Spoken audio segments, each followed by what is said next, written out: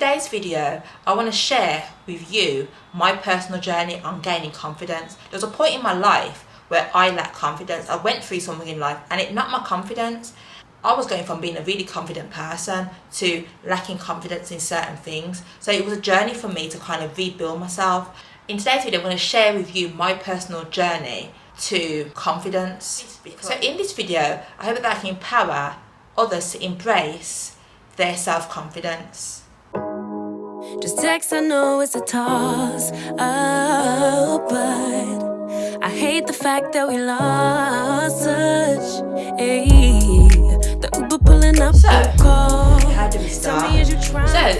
There's a time in my life where I went through something. I'm not going to say what it is on the video, but it knocked my confidence. It changed me into a different person, I'm telling you. And it happened so quickly and out of the blue. Well, I wouldn't say it happened out of the blue, but it's something that kind of gradually knocked my confidence. And when I think about it now, it's like I changed into a different person.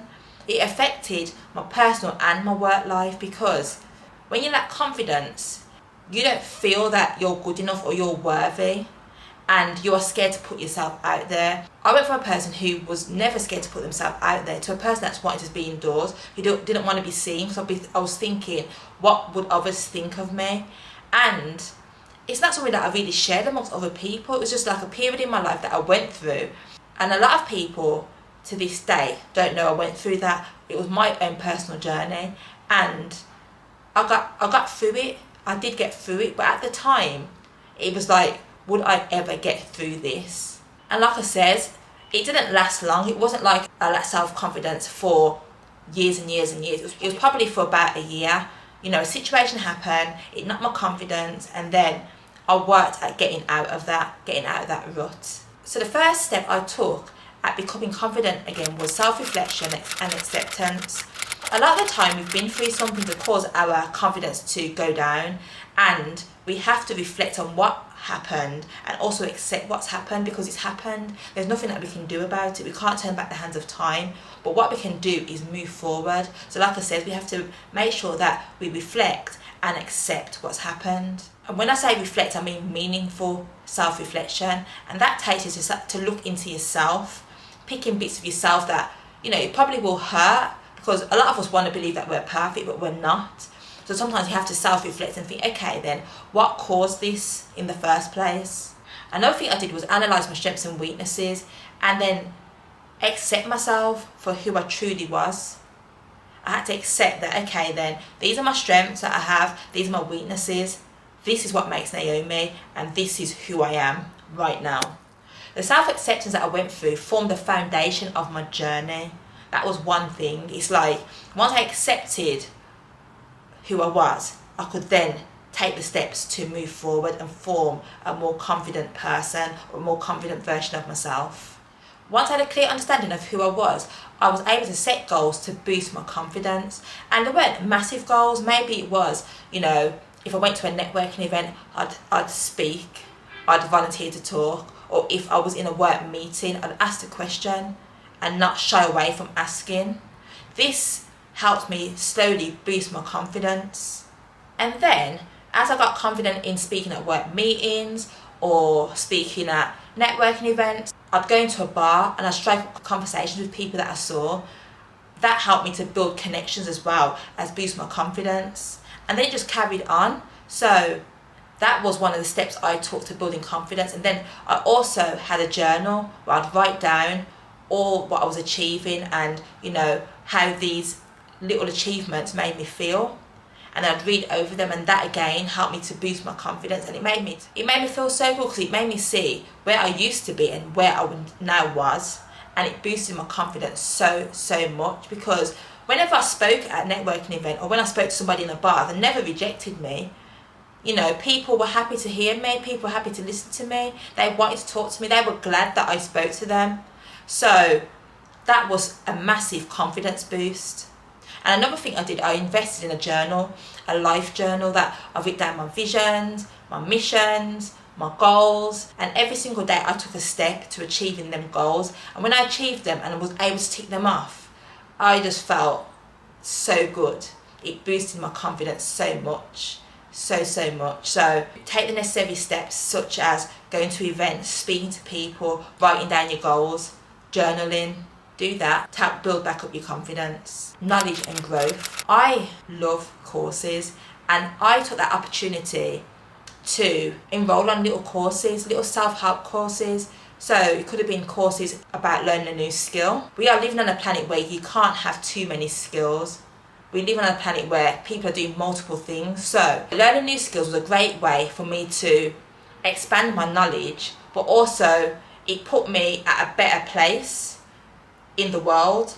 I could go out and do different things and make money in different ways and offer my expertise in different ways by the knowledge that I've learned. We should always be on a journey where we want to learn more, we want to gain more knowledge, because it helps us to grow. Knowledge helps us to grow, and like I said, knowledge is power if used correctly. So me learning, what courses did I actually do? I've done a course in real estate, I've done a course in skincare, I've done a course in interior design. There's so many courses that I've done just to kind of, up my knowledge. I've done a course in personal training, and that also built my confidence as well, because I can now use these skills and also help others with what I know. So when you are trying to regain confidence, up your knowledge and grow as much as you can. Reading. Gaining knowledge through reading. Gaining knowledge through self-help books and resources. I love reading. And though I haven't done as much reading as I should in the past year, I know a lot of what I do know through reading. I've been reading self-help books since they probably made them, since the day the first one came out. I love self-help books. I've got a healthy library of self-help books. So what I did when I was trying to regain my confidence was I'd reread ones that I already had, and also I'd buy new ones, and I just read them and take what I needed to take from these books. Knowledge is power, like I said before, and there's nothing better than learning. I don't think you can ever know or learn too much. Never. So read self-help books, because they won't only help you on your journey, you can teach others with what you know. Like they say, each one teach one. Is that the saying? Each one teach one. So with what you learn, you can pass on. In these videos that I make, a lot of the knowledge that I have is from reading these self-help books. So I'm passing on what I know to you guys, so we can always be helping others through what we know. So as well as building self-confidence from the self-help books, you can also help others who lack confidence too. So read self-help books and resources if you want to regain your confidence, because these will help tremendously. So this step isn't a step that I actually took, but this is a step that I advise that you should take to rebuild your confidence, and that's seek mentorship. Mentors are one thing that I wish I had, but I just don't know anybody like that. I don't know people that I could have as mentors, but they are good to have.